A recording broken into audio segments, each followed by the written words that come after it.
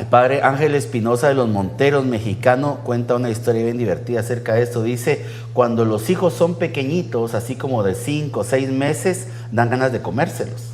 Cuando llegan adolescentes se arrepiente uno que no se los comió cuando podía. Y es cierto. Bueno, sin más vamos a entrar con el tema desafíos de la adolescencia.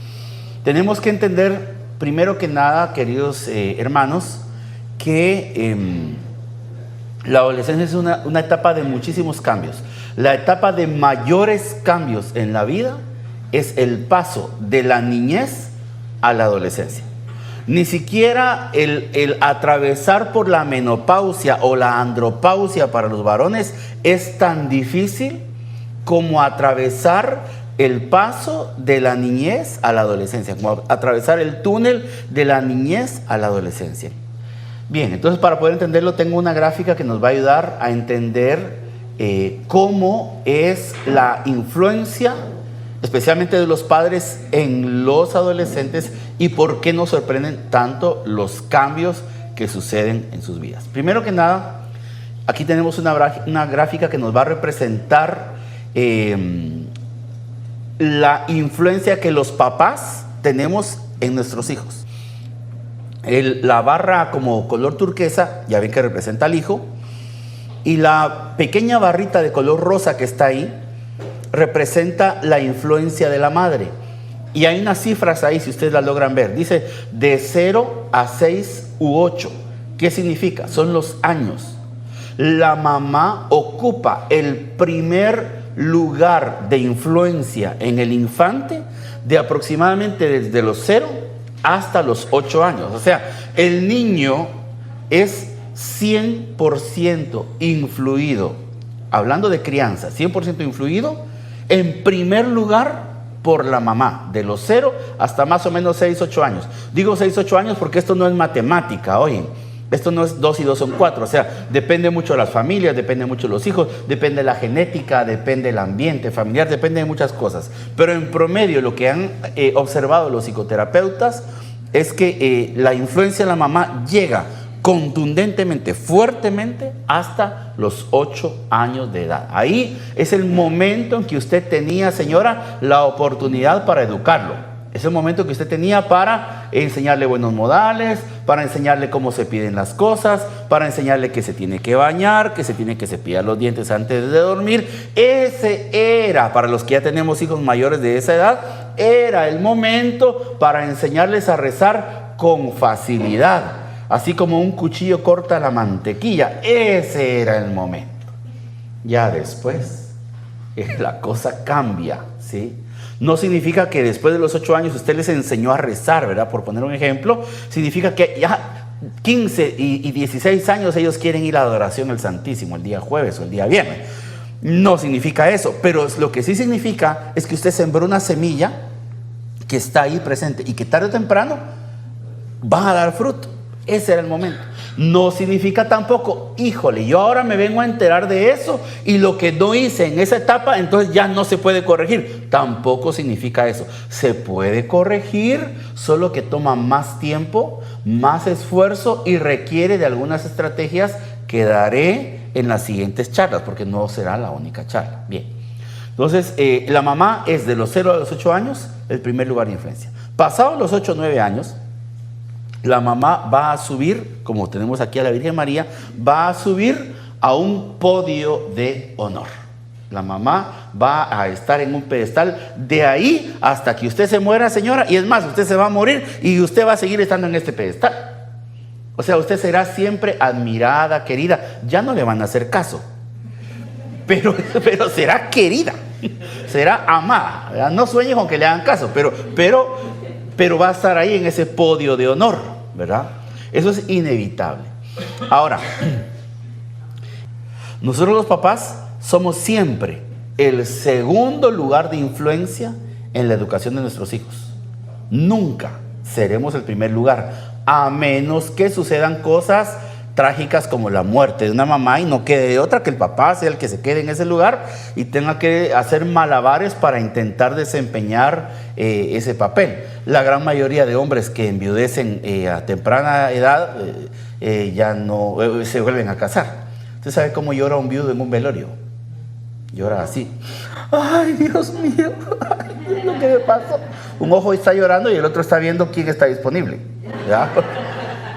La mujer en ese caso es mucho más valiente y sale sola con mucha más facilidad que el hombre. No es lo ideal, pero hay mujeres que lo hacen y lo hacen bien, ¿verdad? Bien, entonces entendamos eso. ¿Por qué eso es importante? Por lo que viene a continuación. ¿Qué pasa entonces cuando sobrepasamos la barrera de los 9, 10 años, cuando ya estamos en la preadolescencia, cuando se está asomando la preadolescencia? ¿Qué pasa con el hijo? ¿Qué pasa en el cerebro de nuestros hijos? Lo que pasa es que la influencia empieza a cambiar. El papá siempre, le digo, siempre será el segundo lugar de influencia, siempre. La mamá, ¿quién será? Siempre el primero. En otro tema explicaré por qué se da ese fenómeno. El amor de padre y el amor de madre son dos amores diferentes y aportan cosas diferentes. Se valora más el de la madre por las características que tiene y se minusvalora el del padre, pero eso lo trataré en otro tema. Bien, entonces, ¿qué es lo que pasa después de los 9, 10 años cuando ya entramos a la preadolescencia, se está asomando la adolescencia? Es que ahora el primer lugar de influencia en la vida de nuestros hijos va a ser la influencia de los amigos. Ahora los amigos van a ocupar el lugar que ocupaba la mamá. La mamá que le enseñó, cepillate los dientes. La mamá que le enseñó, arreglate, peinate. La mamá que le enseñó eso. Viene el amiguito y se encarga de ponerlo patas para arriba. Ahora ya se deja crecer el pelo y parece como escoba vieja, ¿verdad? Como esos cortes que hay ahora. Pero si yo no le enseñé eso, dice la mamá, ¿verdad? Yo no le enseñé eso. Y empieza a tener conductas que no nos las explicamos. Una de las razones de las conductas inexplicables de nuestros hijos en esta etapa es porque los amigos están ahora en el primer lugar de influencia. Y es una influencia muy importante para ellos. Y es una influencia muy pesada. Ahora, esto es lo natural y esto es saludable para el niño, que aprenda a poder filtrar las influencias negativas y positivas. Entonces tenemos que confiar que mientras estuvieron bajo nuestro cuidado al 100%, ahora que empiezan a salir al mundo, nosotros ya los enviamos con las herramientas que les van a servir para poder decir sí y no a lo que les convenga, sí a lo que les convenga y no a lo que no les convenga, ¿verdad? Eso es un proceso natural, ¿verdad? Pero es para que usted entienda que esto pasa en la vida de nuestros hijos. Parte de los cambios de la adolescencia es porque la influencia de otros está haciendo contrapeso a la influencia de los papás, ¿sí? Cuando el niño se va a enfrentar a este tipo de influencias, nosotros debemos confiar que lo hemos educado de la mejor manera. Ya voy a decir qué pasa con las deficiencias de educación que hay, porque les digo una cosa también. Por favor, quitémonos un peso de los hombros. No existen las familias perfectas. Digámoslo todos. No existen las familias perfectas. No existen. O sea, siempre hay alguna deficiencia en la educación. Siempre. La educación perfecta no existe. ¿Por qué? Porque somos personas defectuosas. O sea, tenemos defectos de carácter, defectos en nuestra psicología, todo tipo de defectos, y que es inevitable que se los pasemos a nuestros hijos. Se los trasladamos a nuestros hijos a veces por genética, y se los trasladamos a nuestros hijos por algo que en psicología se llama impronta. La impronta es la huella que el papá o la mamá dejaron en el hijo. El papá nunca quiso heredarle un mal hábito quizá, pero solo con verlo en el papá, el hijo automáticamente lo adquiere. Porque nunca un papá con dos dedos de frente le va a decir al hijo: a ver, hijo, hoy vamos a aprender las malas palabras. A ver, ¿quién hace eso? Nadie. Y es posible que usted, señor, a lo mejor usted dice: no, yo soy de un grupo de oración, yo pertenezco a la parroquia San Isidro, soy católico, cargo mi rosario, yo me porto bien, intento no decir malas palabras, pero un día en el tráfico de Miami perdió el control. ¿Y quién iba a la par?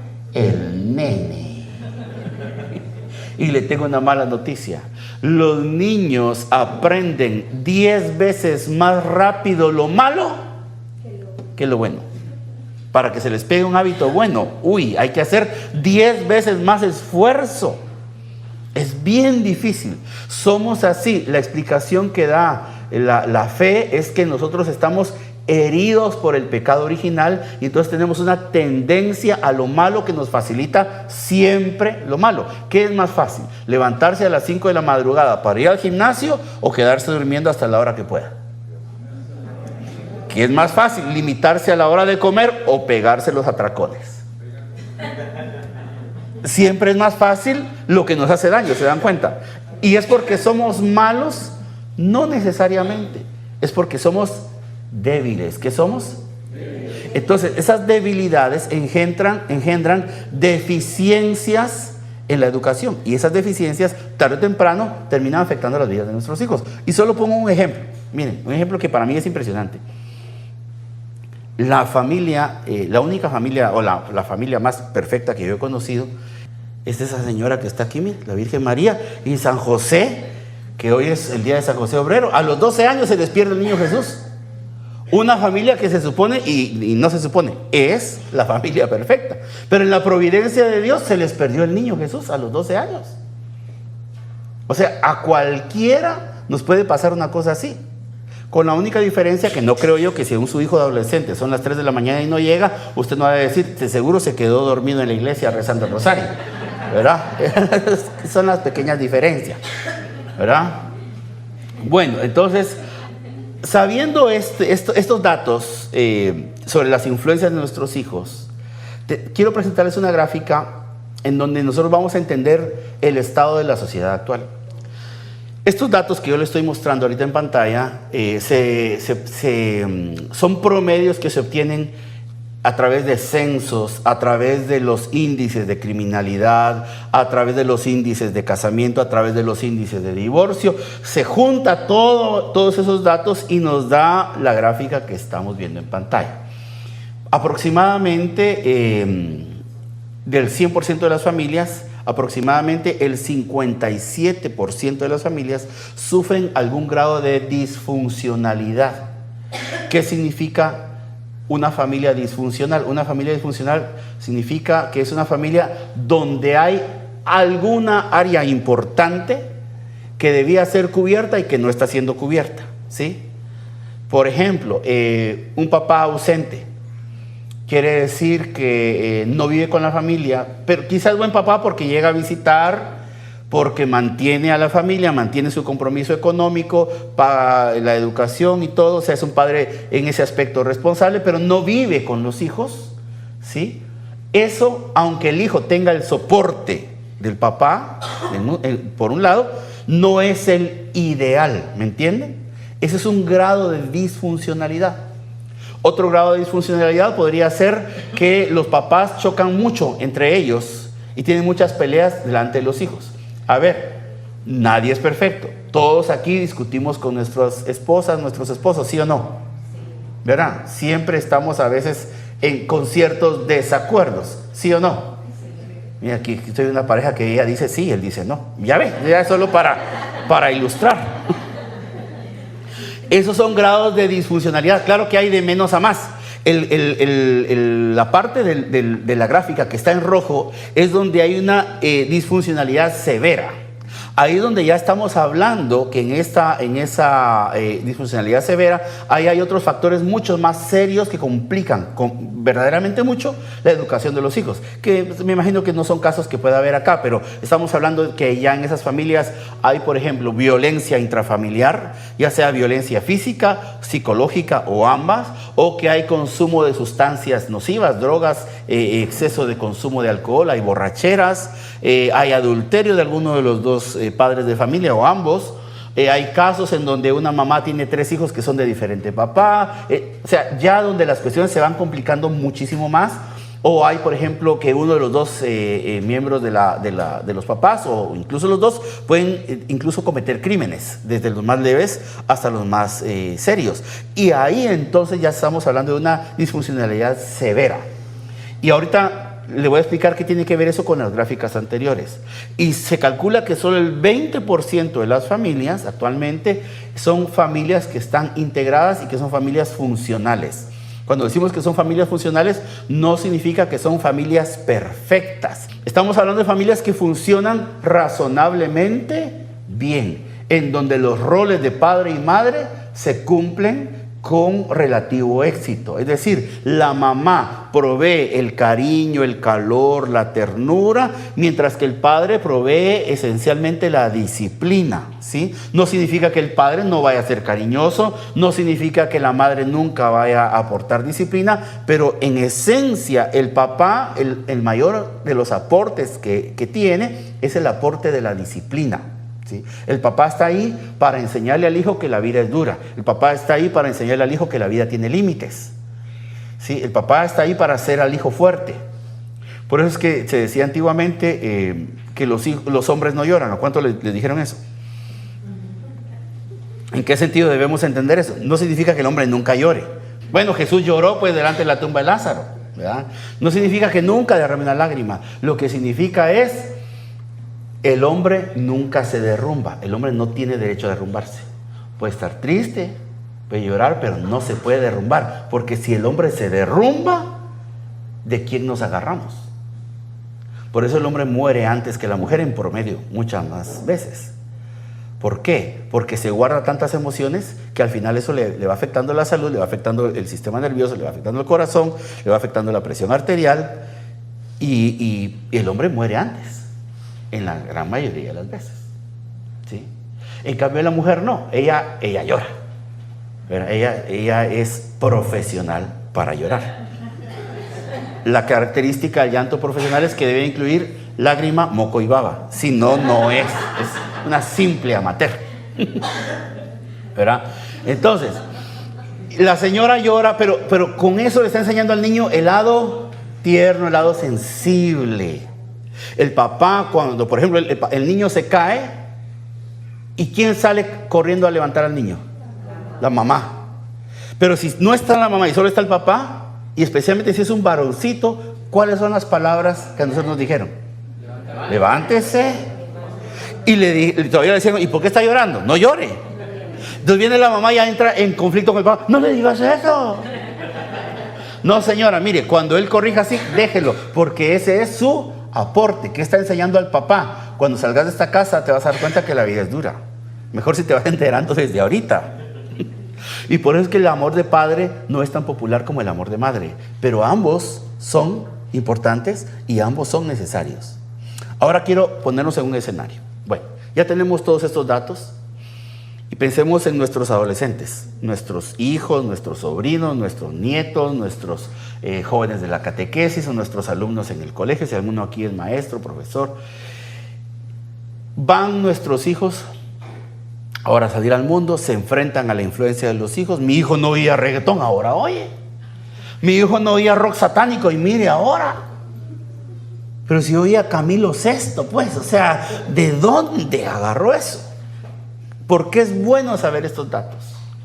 Porque resulta, queridos padres de familia, que nosotros tenemos que ser muy inteligentes para contrarrestar las malas influencias o las influencias negativas que nuestros hijos van a recibir en la calle.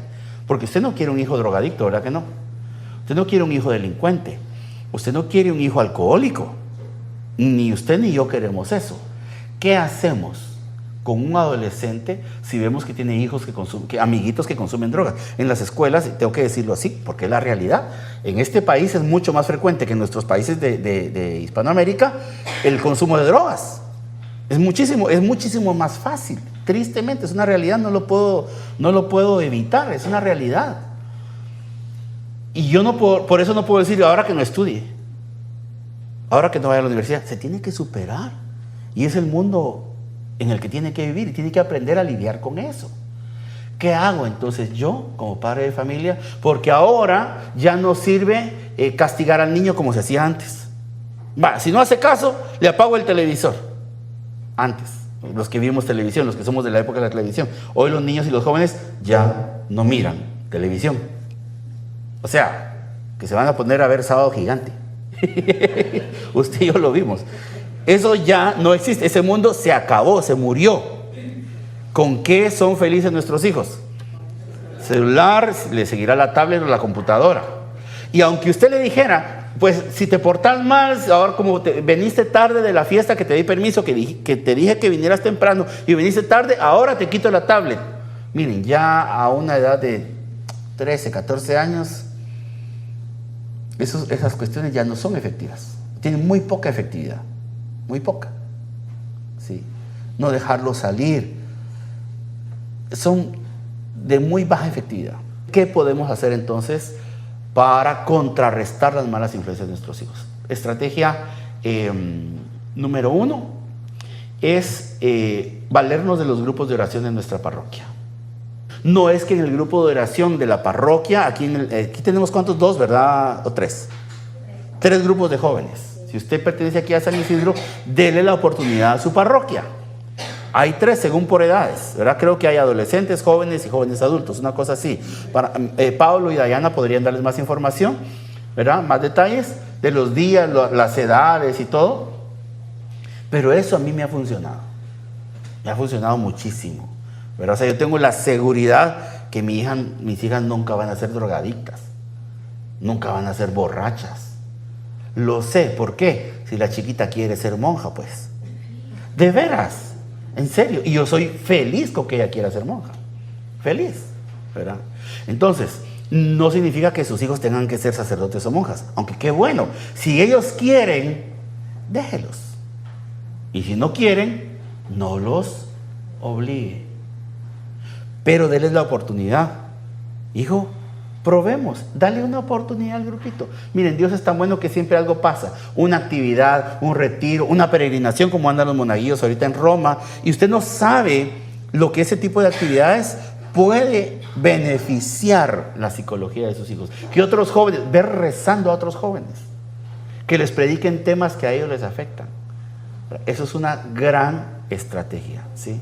Pero no voy a ahondar más en esto, porque como tenemos 2 jueves más todavía, voy a profundizar todavía más en este tema de más estrategias en esta línea que le pueden ayudar. Pero ahorita, por favor, piense en sus sobrinos, sus nietos, sus hijos, sus jóvenes de la catequesis. Invítelos, llévelos, motívelos diciéndoles esto: anda, proba, intenta. Si no le gusta busque otro. Pregunte en San Henry qué hay, pregunte y llévelos, ¿sí? Y donde ellos les diga, ahí me gusta, ahí llévelos.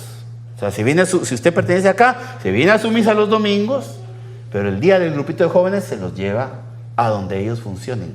Porque todos aquí somos católicos y la iglesia es grande.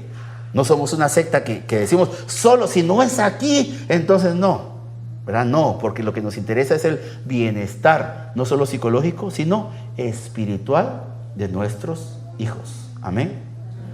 Bien, ¿qué más le va a servir?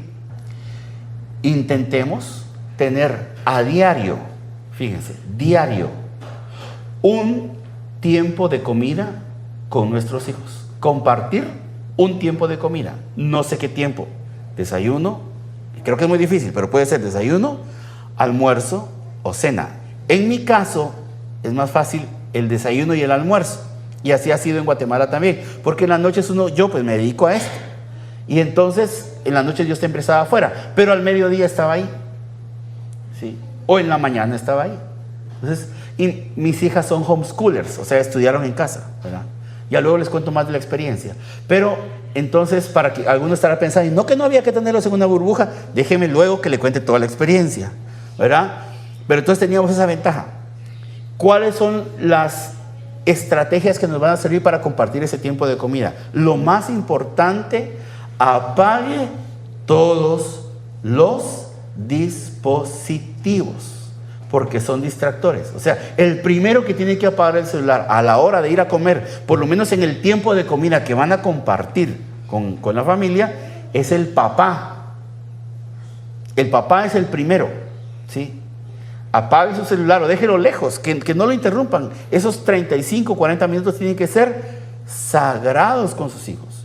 La segunda, ¿quién es? La mamá. Y ya entonces, de último, los hijos. Puede hacer como se hacen algunas fiestas, son ideas que hacen. Hay una reunión y ponen una cajita y te dicen, deja ahí tu celular, ¿verdad? Y deja uno su celular y uno comparte, ¿sí? Inténtelo todos los días, un tiempo de comida. Solo para hacerme una idea, ¿a quiénes se les hace más fácil el desayuno? A nadie. ¿El almuerzo? A nadie. ¿La cena? Y algunos que ni los 3 tiempos. Bueno, la merienda. Bueno. Desayuno y cena. Sí. Normalmente en los domingos es muy bueno compartir el desayuno. Sí, sí, porque hay más tiempo. Pero sí, y es lo lógico, estadísticamente lo más fácil es la cena, ¿verdad? Entonces, pero compártala, no importa lo que van a comer, ¿sí? Ahora sí paso a la siguiente diapositiva. ¿De qué vamos a hablar? ¿Sí? Ya volveré a esta otra diapositiva, pero ¿de qué vamos a hablar con el adolescente? Hay por lo menos 3 tipos de comunicación que se dan entre adultos y adolescentes. Y luego volveré a esta cita bíblica también. Aquí las tienen todas en pantalla. Del chico al adulto es cuando el adolescente toma la iniciativa. Del adulto al chico, cuando el adulto toma la iniciativa. Y la comunicación superficial, que ya voy a hablar de eso. Del chico al adulto. Se da cuando, cómo y dónde él quiera. Cuando se le dé la gana.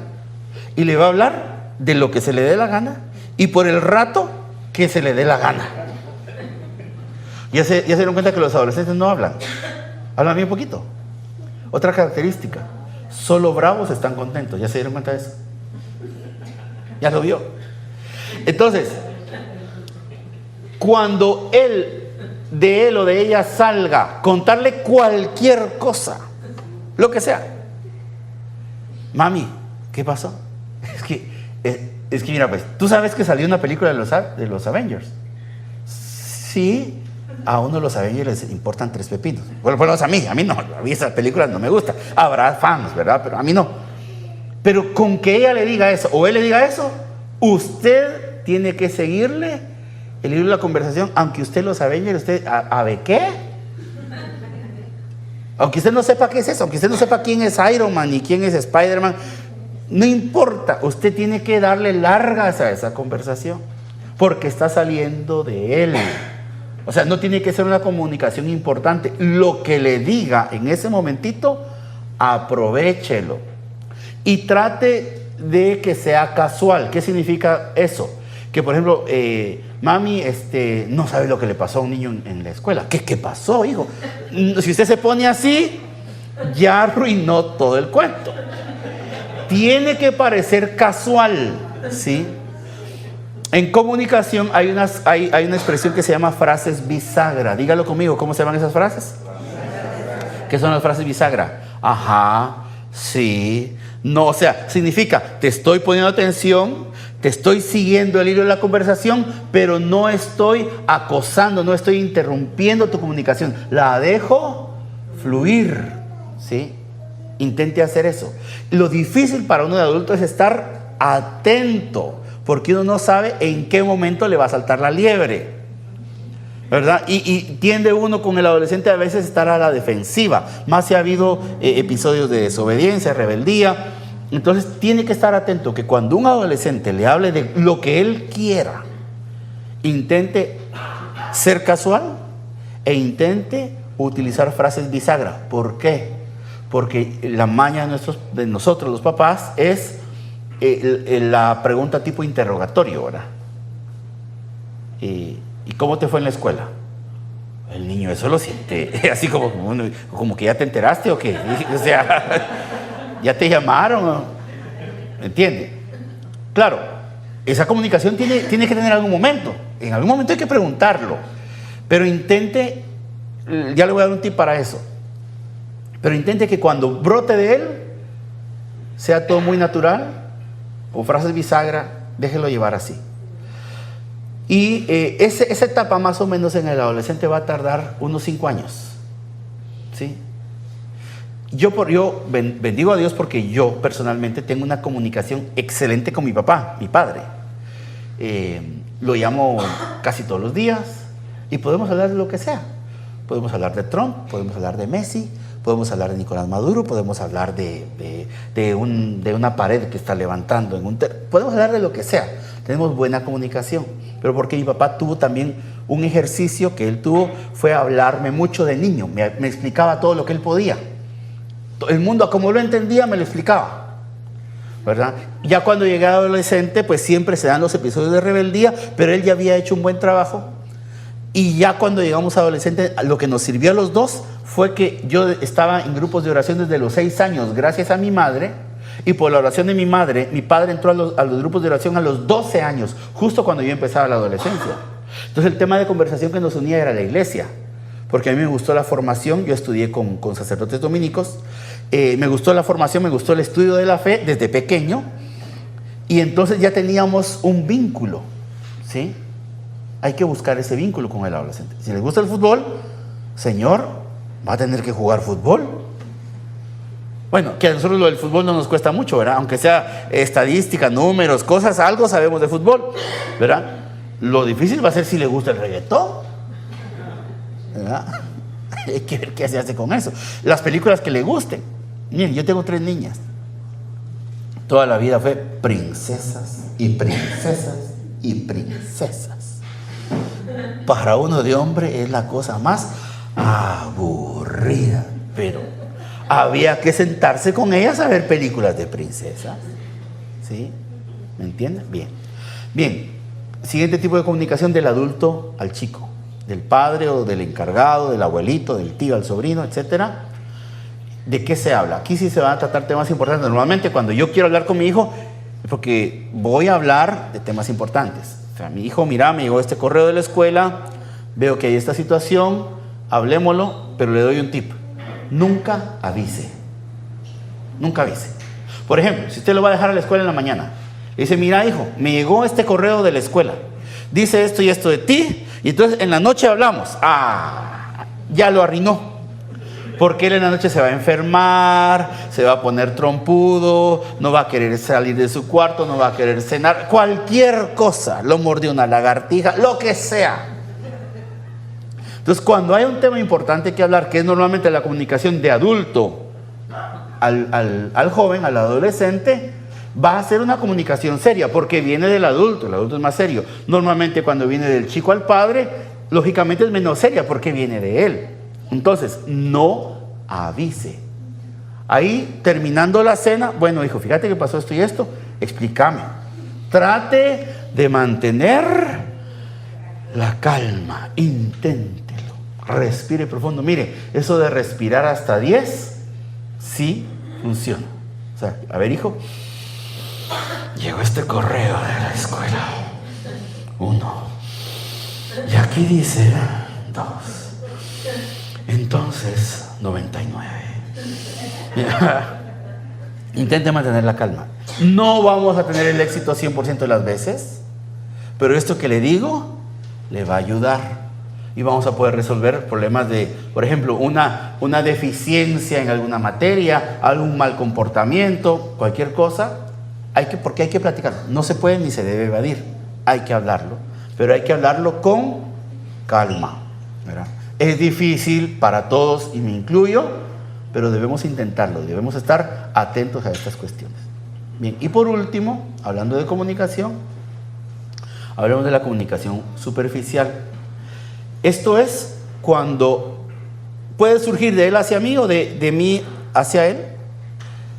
Hablamos de temas sin importancia, de lo que sea.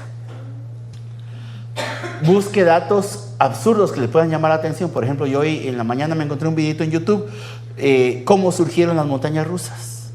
Entonces en el desayuno, ustedes saben que la montaña rusa se llama rusa porque de verdad se inventó en Rusia.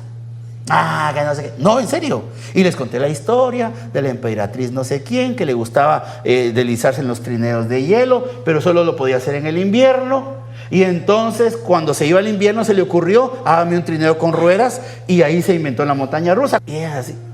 ¿Por qué la montaña rusa? ¿A qué muchacho no le gusta subirse esas cosas? Pero es un tema sin importancia. Pero ya se hizo la conversación. La otra vez iba con mi hija, la de en medio. Acá llegó una amiguita a visitarnos, una amiga de ella de Guatemala, del grupo de oración, muy linda la niña, bien portadita, y hacían sus pijamadas, ¿verdad?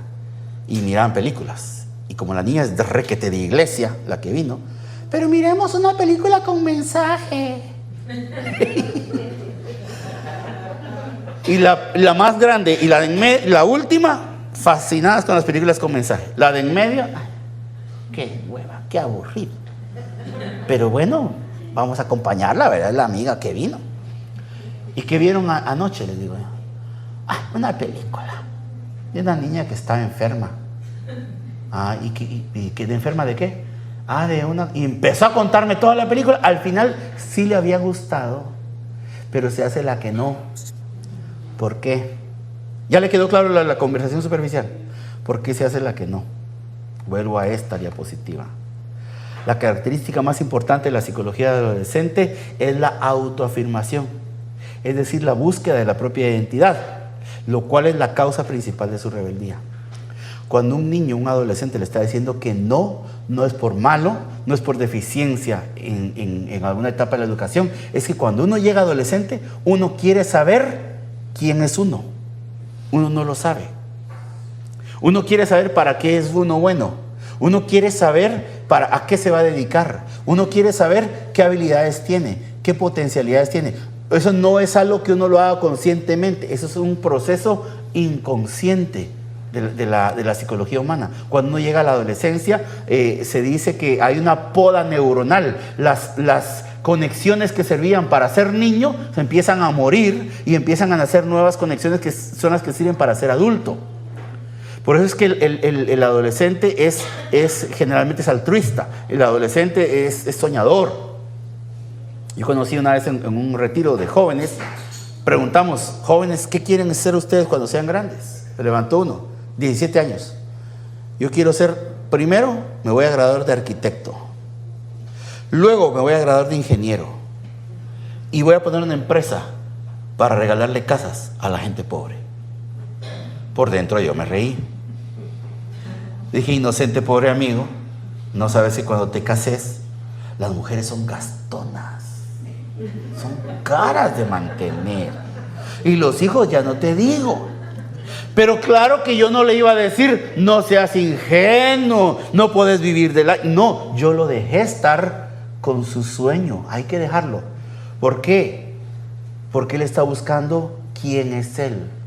¿Sí? Entonces, aunque tu hijo te lleve la contraria, no quiero ir al grupo de oración, y aunque te diga, no me gustó, lo más probable es que algo sí le haya gustado, y que te diga que no te gustó, simple y sencillamente para llevarte la contraria. ¿Por qué? Porque él se está autoafirmando. ¿Sí? Entonces, no te asustes de que se ponga rebelde. No te asustes. Solo trata de mantenerlo todo bajo control, pero no te asustes, ¿sí? O sea, cuando digo mantenerlo todo bajo control, significa que hay que ver que no estén en drogas, que no estén en alcohol, que no estén en pornografía, que ese tipo de cosas graves. Pero una mala cara no la van a hacer, pues. Eso nos va a pasar, ¿verdad? Una mala contestación no la van a dar, ¿sí? Nos la tienen que dar en algún momento. Pero no se asuste ni se preocupe. Él se está autoafirmando. Y es bien chistoso. Porque buscando su propia identidad, terminan todos pareciéndose a los demás. ¿Ya se dieron cuenta? Sale un corte de pelo y todos andan con el mismo corte de pelo. Todo mundo. Yo no sé usted, pero yo fui adolescente en la década de los 90. Yo nací en el 76. Para 1990 yo andaba cumpliendo 14, 15 años. Y estaba de moda un famoso corte de pelo que se llamaba corte hongo. ¿No se recuerda usted eso? Que era como que raparse todo de aquí abajo y dejarse caer todo lo demás. Lo hice cuando pude. Gracias a Dios, me di el gusto. Pero mi papá no me dejaba hacerme el corte. Porque era una persona que venía del campo, él fue campesino y venía del campo, del pueblo, a la ciudad. Entonces para él eso le parecía una cosa fea, pues. Ajá, entonces no te cortas el pelo así, como era el que me llevaba, córteselo así, así, así. Pero yo quería mi pelo estilo hongo. ¿Por qué? Me estaba reafirmando. Claro, uno en esa edad, uno no sabe lo que está pasando dentro de uno. Me estaba reafirmando, estaba siendo rebelde, estaba buscando mi identidad, pero lo chistoso es que busco mi identidad reflejándome en el otro. Porque además de que estoy buscando mi identidad, en la adolescencia tengo una tremenda sed, es la etapa más importante para eso, una tremenda sed de autoaceptación. Quiero ser parte de algo, quiero ser parte de la pandilla, del grupito. Por eso es que, insisto, el grupo de oración le puede ayudar con eso. Quiero ser parte de eso.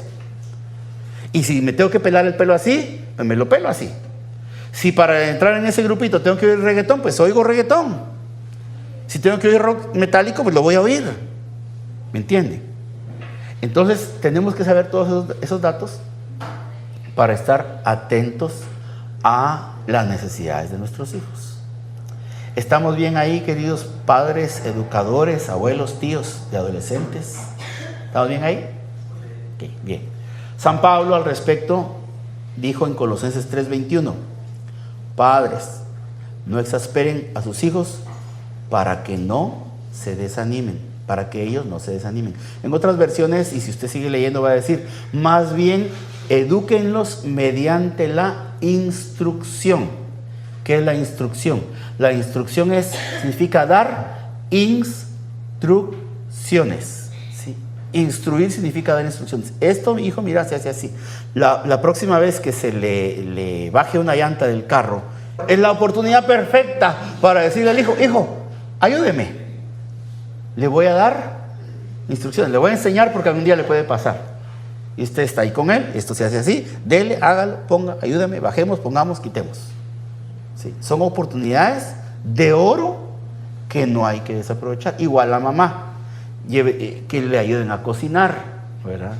No importa si es hombre o mujer. Cuando vayan a desayunar, cuando vayan a hacer lo que sea, que le ayude con algo, con lo que sea. Son momentos que nos van a servir para dar instrucciones de cómo se vive la vida. Cuando le toque hacer un trámite en el banco, aprovéchelo también para eso. ¿Estamos bien ahí? Bien. Y tengo dos cosas más que decirles, pero si antes de que yo empiece con las dos últimas cosas, me dicen. Aquí yo le pedí a Dayana que les avisara que trajeran fotos de adolescentes, de su adolescencia. No todos tenían a la mano, pero los que tienen están ahí impresas. Yo les pediría que al final pasemos a verlas. ¿Por qué? Porque a uno se le olvida que uno también fue joven. ¿Verdad que se nos olvida? Está el papá. Hija, 19 años, primer novio. Llegó el joven muy respetuoso a pedir permiso. Va para sacar a la niña, llevarla a comer. Y el papá regañadientes, ahí motivado por la mamá. No está bien, pues vaya, está bien. Pero tiene que venir a ciertas horas, tiene que respetar. Muy bien. Entonces estaban ahí en la sala y se sentó el papá ahí a platicar con ellos. Y la señora, mi amor, vení a ayudarme para que les hagamos café a los muchachos. Ahorita vuelvo, jóvenes. Se fue el papá a la cocina, platicando con la señora. Déjalos, gordo, que platiquen. Mira que es un muchacho responsable. Vino a pedir permiso. Eso ya no se ve. Cuando uno siente ya resultan embarazados. Mira, vino a pedir permiso. Dale esa oportunidad. Está bien. Terminaron el café. Yo les llevo el café. Y se queda platicando cuando les lleva el café. Mi amor, ¿no será que quieren unas galletitas, un sándwich? Ayúdame, les vamos a hacer un sándwich. Gordo, ya te dije, déjalo, mira, ¿sabes cómo hemos educado a nuestra hija? Y ya te dije, mira, él tuvo la valentía de venirte a ver la carota de sapo que le estás haciendo para pedir permiso. Déjalos que platiquen ahí un rato. Bueno, terminaron los sándwiches, pero yo le llevo los sándwiches y se queda a comer los sándwiches con los muchachos. Gordo, vení un ratito, ayúdame, saquemos la basura, mira, ya hay mucha basura. Se van a tirar la basura. Gordo, déjalos. Acordate que nosotros también fuimos jóvenes. Con permiso, dijo el papá y se fue corriendo. El entendido a señas. Bueno, termino con un consejito más y si luego si hay preguntas y si no hacemos la oración. Uno de los problemas que tenemos con nuestros adolescentes, nunca lo habíamos vivido en la historia de la humanidad, y es los dispositivos electrónicos. Jamás habíamos tenido acceso a tanta información y jamás habíamos tenido un dispositivo que nos produciera tanta adicción como lo hacen los dispositivos electrónicos. Les voy a dar unos consejitos generales que nos pueden ayudar porque verdaderamente vemos mucho eso, que el muchacho a veces no quiere ir a los grupitos de oración, ni siquiera a los campamentos, ni a las actividades, ni jugar fútbol, porque el teléfono le produce una sensación de mayor satisfacción, y entonces ya no jugar y todo eso, un deporte o hacer ese tipo de actividades, no le parece interesante. Y es bien triste a veces llegar a lugares donde hay jóvenes comiendo, o familias enteras comiendo, y cada uno está en su rollo, ¿verdad? Cada uno está en su celular. Entonces, ¿qué le voy a recomendar en ese caso? Mire, primero, a los niños pequeñitos, los que todavía tengan ahí niños pequeñitos, no les dé dispositivo. Los niños pequeñitos no tienen por qué tener celular. Si usted dice, es que van a la escuela, van al colegio, déles un telefonito que sea solo para llamar, por ejemplo. Y póngase de acuerdo con los maestros. Tareas que ahora no sé si mandan por WhatsApp, correo electrónico, usen el de los papás. ¿Sí? Usen el de los papás. A los niños pequeños no les demos dispositivos electrónicos, o que sea lo menos posible. Siempre ahora las tareas ya se hacen en computadora y eso no tiene vuelta de hoja, ¿verdad? Pero entonces hay que estar ahí con ellos y estar viendo que de verdad estén usándolo para las computadoras. Yo lo que hice en mi casa es que tenía un lugar en donde, por ejemplo, la niña estaba sentada viendo a la pared, pero la pantalla estaba viendo para atrás y era la sala. Entonces cualquiera que pasaba puede ver lo que están haciendo y con límite de tiempo, ¿sí? Bueno, otro. Si usted ya tiene hijos que tienen esa adicción a las pantallas, que la estadística nos va a decir que es la gran mayoría de la población, ¿qué hay que hacer? Si tienen menos de 9, 10 años, usted se las puede quitar, ¿sí? Bueno, tal vez hasta los 7, 6 años, se las puede quitar, van a sufrir 2, 3 días, y si usted les compensa con otro tipo de actividades, mándelos a nadar, jugar fútbol, clases de cocina, de baile, de lo que pueda. Si usted les compensa con eso, usted les va a quitar esa necesidad de las pantallas, ¿sí? Cuando estamos hablando ya de jóvenes un poquito más grandes, quizás hasta los 15 años o 14 años, va a tardar un tiempo más en recuperarse el cerebro. La buena noticia es que el cerebro se puede recuperar de cualquier adicción, aunque sea la adicción a las pantallas, ¿verdad? Para un niño ya mayor le va a tomar hasta 1 mes o 2 meses recuperarse de esa adicción, y hasta un niño de 12, 13, 14 años todavía le va a funcionar meterlo a clases de música, de lo que sea, le va a funcionar. Cuando hablamos de niños ya mayores, 15, 18, 19 años, todo mundo recomienda que a la hora de disminuir el uso de pantallas siempre se haga, además de acompañado con actividades lúdicas, se llaman, o sea, de juegos o físicas, gimnasio, lo que sea, siempre va a tener que acompañarse de un terapeuta. Ya a edades más grandes no le puede quitar solo así el celular al muchacho, porque ahí ya va a empezar a tener él otro tipo de conductas, porque ya toma decisiones. Entonces es donde pasa que los niños, está de moda, que se hacen daño a ellos mismos, ¿sí? Se cortan los pies, las manos. No es que intenten matarse, es que están intentando sacar algún tipo de ansiedad que tienen dentro, ¿verdad? Hay que estar muy pendiente de eso. Entonces ahí va a tener que acompañarse de un terapeuta, ¿sí? Yo no soy terapeuta, ¿sí? Estudié una rama de la psicología que se llama psicología religiosa, pero no es para acompañar terapéuticamente, sino es para cuando uno habla. Por ejemplo, me ha tocado predicar en las cárceles. En las cárceles yo no hablo como hablo con ustedes, ¿sí? Si doy catequesis para jóvenes, no hablo como hablo con ustedes. Para eso sirve básicamente. Pero entonces, si alguien necesita terapia, y yo le pedí permiso al padre Wilfredo para esta información y me la aprobó, yo tengo terapeutas católicas practicantes en Guatemala. ¿Por qué eso es importante? Porque le van a acompañar al niño. Nosotros somos católicos, nuestros hijos, quieran o no, son católicos, son bautizados, están en este ambiente, quieran o no. El terapeuta católico va a tomar en cuenta esa condición de nuestra familia. Y se los digo por experiencia, hemos tenido muy buenos resultados con 2 psicólogas. Por otro lado, le va a salir mucho más barato. Muchísimo más barato. Aquí la atención psicológica y casi cualquier cosa es carísima. En cambio, usted va a pagar allá, en precios de allá. O sea, lo va a hacer en línea, pero le va a ayudar, ¿sí? Entonces, si alguien tiene algún tipo de necesidad de un acompañamiento terapéutico, Diana puede darles mi número, o Pablo puede darles mi número, y me avisan, yo los pongo en contacto y les puede ayudar, ¿sí? Si alguien igual necesita terapia de pareja formal, también les puede ayudar. Les agradezco mucho su atención y la invitación también, y la siguiente charla, ya les va a llegar la invitación por video, quizás no les adelante, aunque quizá ya...